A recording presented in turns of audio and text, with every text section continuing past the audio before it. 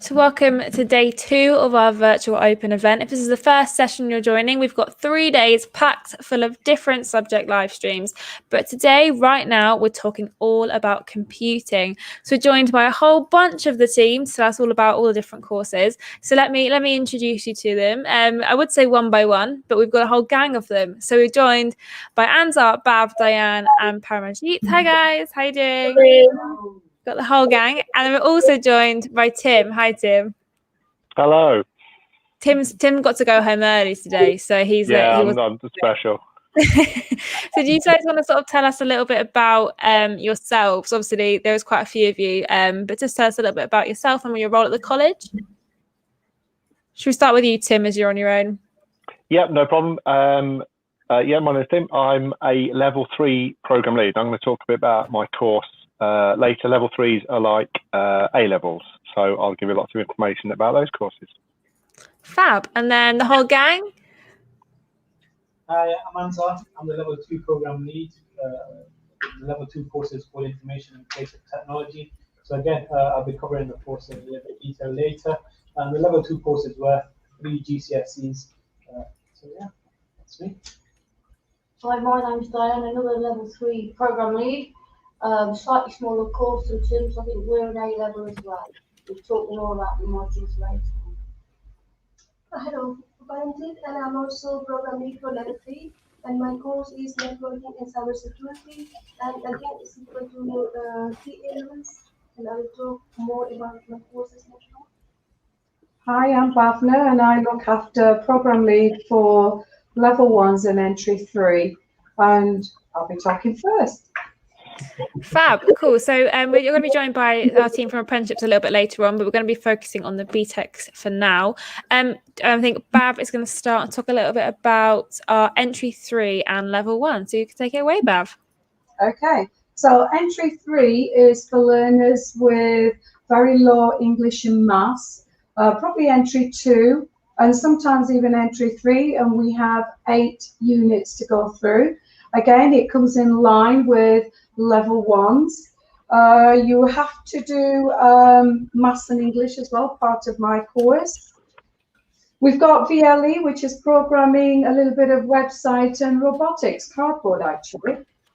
And then we've got level 1, which is 10 units that we have to do, and 4 of the core, and then there are 6 that are optional. Our entry requirement for this course is entry level 3 or progression from entry level 3 course. If you've got level 1, sometimes some levels, some learners will have level 1 functional skills, maths and English, and they will progress onto my course. And they will eventually, once they've got my course, they will move on to a level 2, which will be Anzar's group. Fantastic. I think we've got a presentation that's going to go through level 2 and level 3. So I'll let you guys take away. Also, if you are watching at home and do have any questions throughout the presentation or at all, do just pop them in the comments and we'll answer those afterwards. Also, hi to Wayne, who said hi in the chat. Hi, Wayne. Hope you're doing okay. Let's listen to your presentation. I'll let you guys take it away. Thank you very much, Ashton. So yeah, next slide, please. So the level 2 course is a course aimed at students who have either completed their level 1 or haven't quite got the English and maths from school and have got a grade 3 in English and maths. So the level 2 course is called Information and Creative Technology, and so all about learning about the hardware components, how the hardware within computers work, a bit of software and programming, how to write programs and how to create your own software.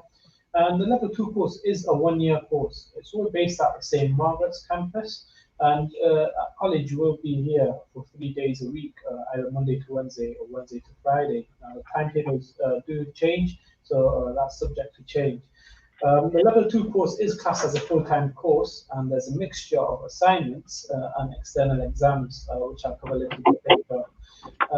Once learners finish the level 2 course with us, the progression is onto a level 3. Which got a variety of streams, which we'll cover later. I'm sure Tim and the team will talk about. And there's entry-level job opportunities as well after level 3, also apprenticeships, which we'll talk about a little bit later. Next. So to come on to the level 2 course, the main entry requirements are to have a grade 3, which was known as grade D before. So as long as you've got a D in English and Maths, you'll be allowed to come onto the level 2 course. You'll be doing the level 2 course for 1 year alongside with your GCSE retakes. Hopefully, if you do have the grade 3s, you'll be put into retakes, and hopefully by the end of the course, because the course is worth 3 GCSEs, you have your 3 GCSEs from the level 2 course, as well as your English and Maths, which will allow you to meet the minimum requirements for the level 3 course.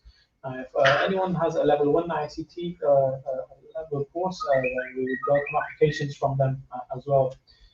We do look at satisfactory references and at least a minimum of 90% attendance, because it is a fact that if you're here and you're attending, you will do well. Next. So the level 2 course, a quick overview. There's 8 units altogether. Out of the 8 units, 2 are externally assessed exam-based units, where we have 1 exam around January time and the second exam just around the April or May time. There's 6 units which are all internally assessed, so that's where learners have to produce coursework for. And at college, it's a little bit different to how it is at school. We have 2 semesters. The first one runs from September to the end of January, and the second semester runs from February till June. So what I try to do is I split the units and the exam up. You'll be doing 3 coursework-based units in the first semester along with 1 exam, and then you'll do another 3 coursework-based units with another exam in January, around April or May time. As you can see, there's a mixture of different units there. There's website development, computer networking, database development, mobile app and software development as well. And then there's 2 exams, which are the online world and technology systems. So majority of our learners, when they finish our level 3 course, they progress onto the 3 streams we have at level 3, which Tim and the team are going to cover in more detail. The 3 main streams are games development, networking and cybersecurity, and general computer science. One thing we've missed off there is a brand new course which we're going to have in place from next year, which are the T levels. And then we've got the level 3 IT telecom professionals apprenticeships as well as IT entry-level support jobs that you could progress into as well. Thank you. Brilliant. I think that's on to me now. Fantastic. Thanks, Ashton. Yeah, so the level 3 courses, they're equivalent to A level. So everyone a lot of people are coming in from their GCSE. Now I've not put down what requirements I need, but the requirements on the college website, and that's standard across all our level 3 courses, that we're looking for, if you're coming from the GCSEs, the English and the Maths grade at grade 4, so it's and 2 others as well. So it's quite much a little bit of a higher entry requirement. And it's a really up-to-date course, and it's a technical course that we cover all sorts of subject areas. I'll go through some of the units in just a moment, but we do programming, we do hardware, web development, the social media one's really exciting. And the course is 1 year, and it's equivalent to 1.5 A levels that's on there. And lots of people stay on for a second year, like they would do at another school for their A levels, and you can extend that qualification. One of the exciting things about the BTEC level 3 is it generates UCAS points, and UCAS points are sort of the main entry point to university. So depending on how well you do on the modules, the better grades you get, the more points you get to go on to university, which a lot of our students do, or they go on to employment or apprenticeships. And so there's a big corporation, a big group called Pearson, and they set out what we need to teach you. And I'm going to show you how to find their information in just a moment. And they're a really popular alternative. If you've been watching the other live streams that we've been doing, we have BTEC's wide range of areas in the college. And because we have a lot of specialist equipment, we can do a lot more than maybe a school can offer. So Pearson, they draw up the course, they put the units together. There are some stipulations, and they set some of the course as well. But some of the tutors at college, we also write part of the course. And I'll talk about that on the next slide. Thanks, Ashton. So it's quite hard to see, and I'll show you where you can find this on the internet. But we have, through the year, you'll be studying 6 units. you do 3 at a time. So September to January, you do 3 units, and then February to June, you do another 3 units. A college day might be a bit longer than a school day. You might be in class till 5 o'clock, but generally you're only in class about 3 days a week. Now, the units we've got, we've kind of grouped them together in the green there. We've got Principles of Computer Science and Fundamentals of Computer Systems. These are the real technical in-depth ones. This is hardware. The tutor recently has been looking at the new PlayStation, the new Xbox consoles, looking at their specifications, how they'd compare with sort of a modern high-end PC. And we're really looking at the detail of all the bits that fit together. We're writing programs. We're learning web development with HTML5, and we're going to do some CSS and JavaScript as well. Those 2 core units, they're examined. And that's actually a written exam, which seems strange with computing. This is what BTEC tell us we have to do. And then after that, there's system security and encryption, so hacking and social media, like we're doing now. We're engaging with people through social media. And of course, we've all engaged with video tech, and we're all on Instagram and Twitter and the exciting applications of that. We offer some specialism. BTEC and Pearson limit the choices we can do. So for my course in particular, we do websites, but we also do game development. And we use the Unity game engine together with Blender. So we'll be starting and working with some 2D and 3D game elements, and all the principles that go into game design. And the networking people, they look at programming as well, and they're looking at cryptography and system analysis, really cutting edge, exciting things. So you can find, because the Pearson look after the qualification, you can do a quick Google search. The date there is 2017. That's when they published it, and they update it each year. And you can do a quick search. There's a particular size. So the foundation diploma is our 1-year course, and the extended diploma is the 2-year.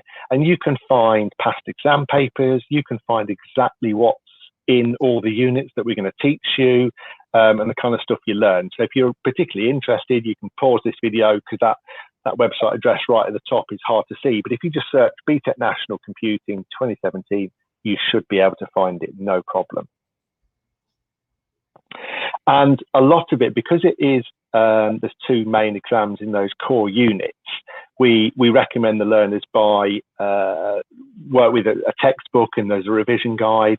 But the good thing is you don't have to buy it. There's the Amazon prices there, for example. You could search that if you really want to, because we have lots of copies, both physical and ebook copies in our library. So the students can sort of check those out and have those on hand, of course, to go alongside what's been taught in classes and the activities and exercises as well. Fantastic. Well, thanks, guys. That's quite a quick overview of all of our computing courses, BTEC-wise. But I'm going to say goodbye to you guys for a couple of minutes and bring on our apprenticeship teams. We'll see you guys back in a second. We're joined by Dawn and Amrit. Hi, guys. How are you doing? Hello. Hi. Hi. Do you want to sort of introduce yourselves and tell us a little bit about your jobs at the college as well? Sure. My name is Amrit. I'm one of the recruitment officers within the apprenticeship team. And my role is basically to work with students and employers. With employers, we work with them to advertise vacancies for them for apprenticeship opportunities, and then obviously with learners when they make their applications. Within the apprenticeship area, we have 2 types of apprenticeships in computing on offer. We have the IT level 3, which is for 24 months. And then we have the network engineer, which is a level 4, and that is also 24 months as well. Entry requirement for the level 3 IT apprenticeship, we do like candidates to have at least maths and English at a grade 4 or old school grade C and above.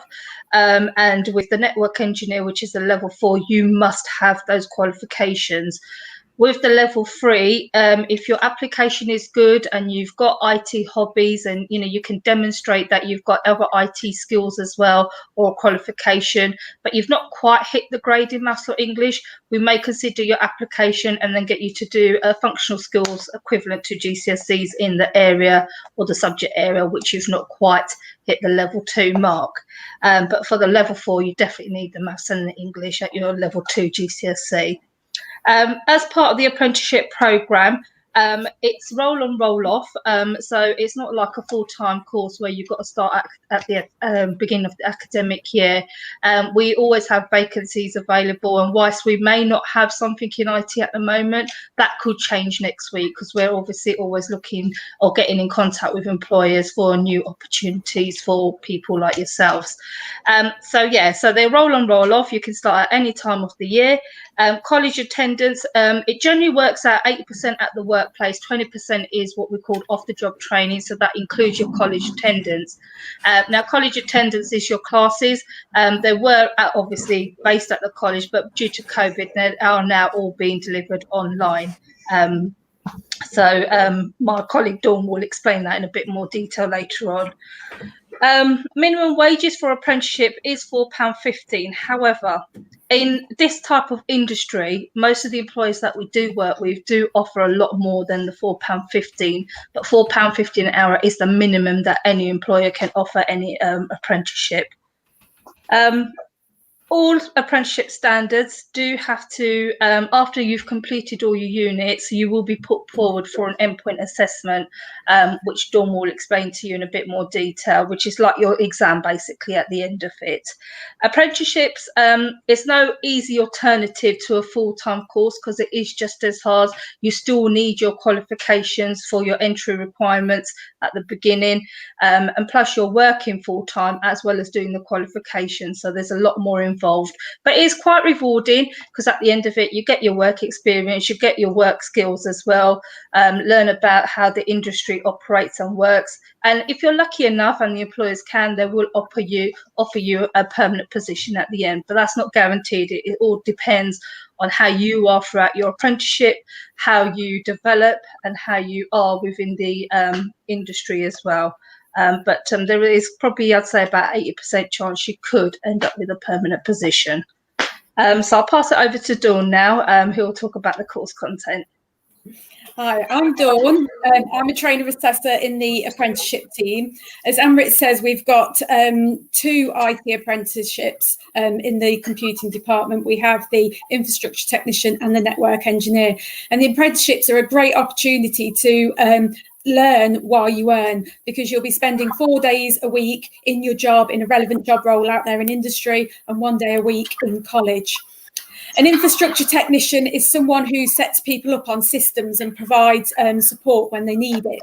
So the typical kind of job roles that you would be doing would be something like a help desk technician or first and second line support.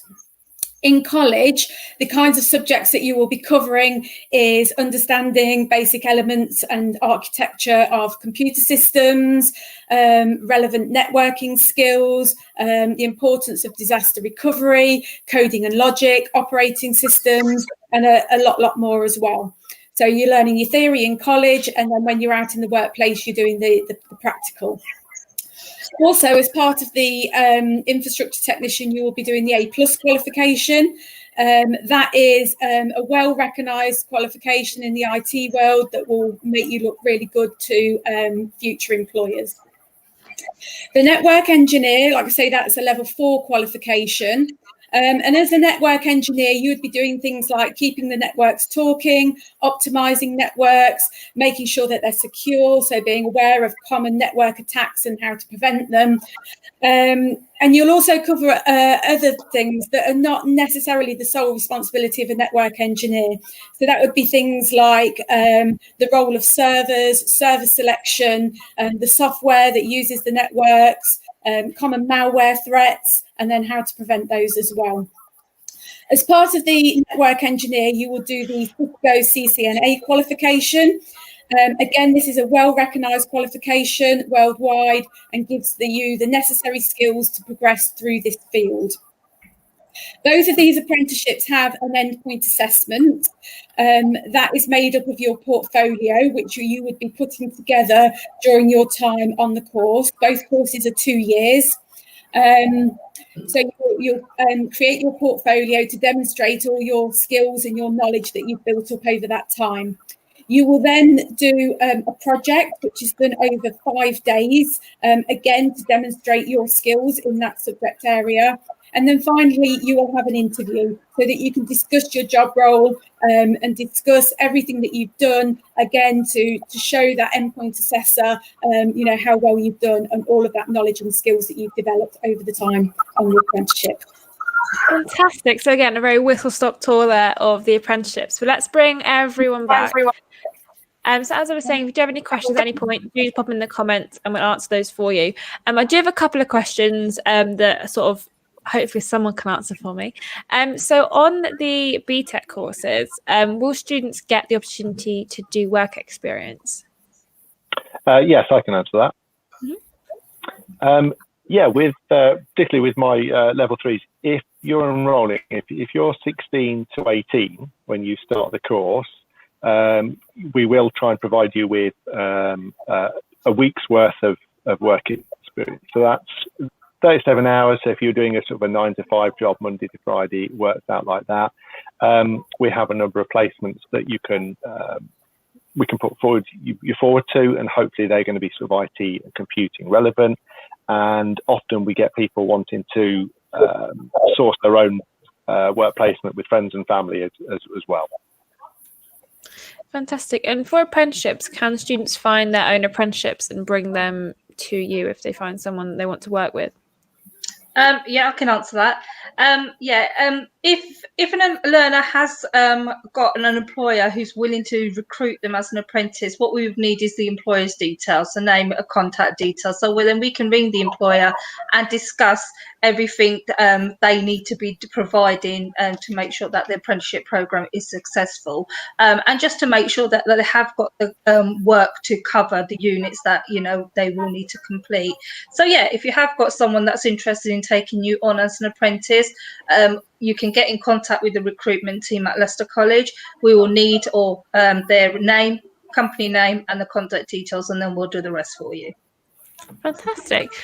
So for the BTEC courses, how often, or it'll probably vary for each of the courses, but how often will students get to be in the computer labs, using the computers, using the software?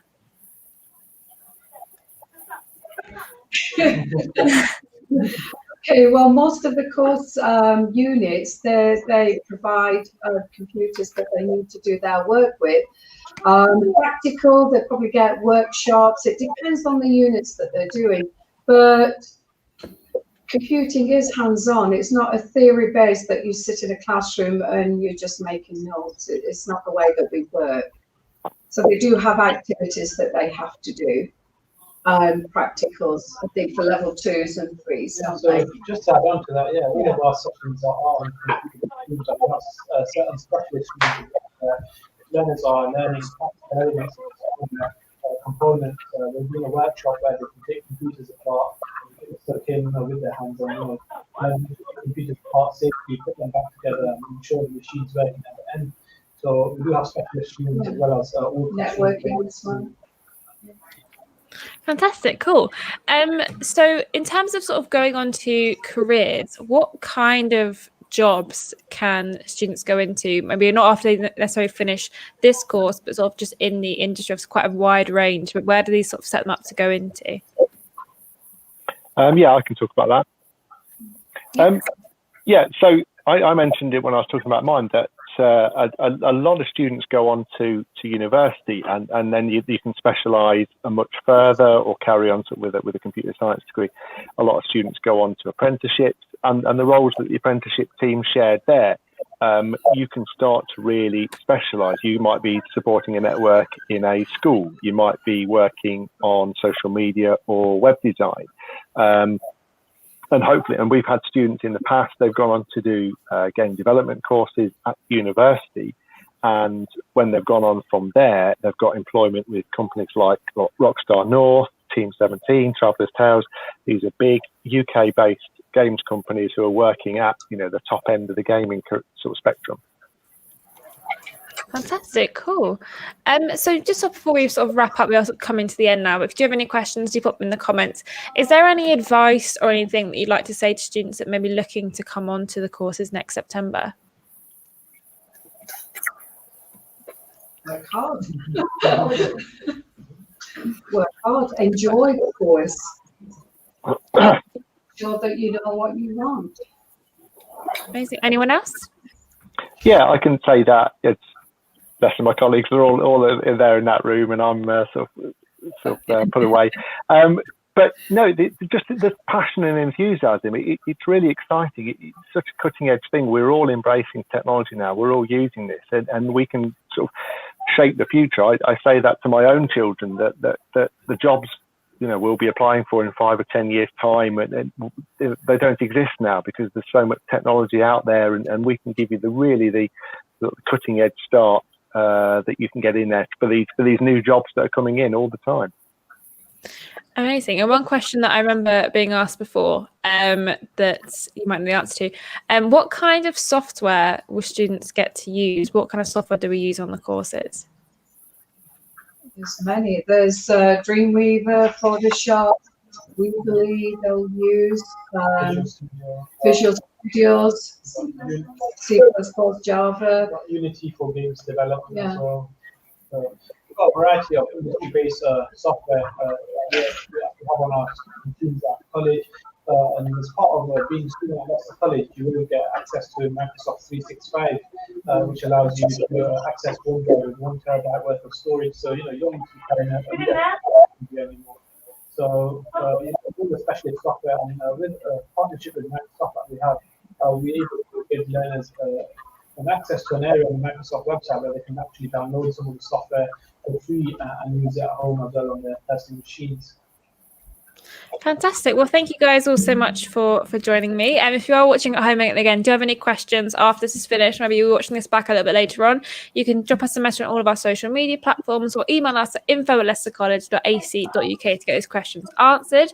You can apply for your courses now. So if you really, really want to get involved in an apprenticeship, head on over to the apprenticeship team on the website and you can ask some questions. They also have a live stream tomorrow. So if you want to find out a bit more about apprenticeships in general and ask any questions, you can join us for that one tomorrow. If you want to apply for any of our BTEC courses, you can do so now on the website. Just head over to subject areas, go on computing, and all of our courses are listed there. But for now, we will leave you in the capable hands of our finance team, who will be joining us in a couple of minutes. And then later on, to find out about the T-level, which Anzar mentioned earlier, Carl will be joining us to talk about the digital T-levels at 6 o'clock, I believe, if I've got my timings right. All my brain's a bit mush at the moment. Thank you so much for joining me, everyone. And thank you guys so much for watching, and we'll see you very soon.